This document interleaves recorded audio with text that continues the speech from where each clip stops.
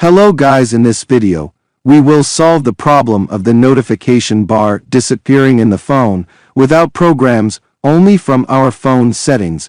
But before broadcasting in the explanation, do not forget to subscribe to the channel and like the video and share the video.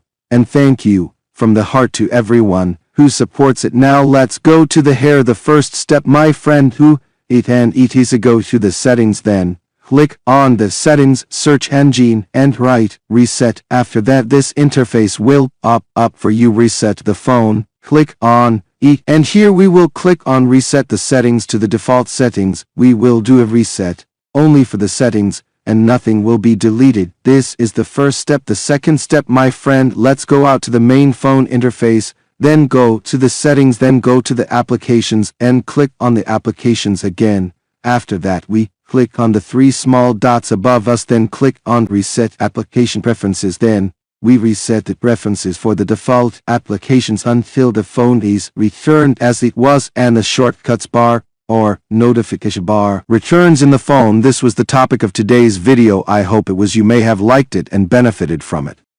For any inquiries, problems or suggestions, write them in the comments and we will meet in an upcoming video, God willing.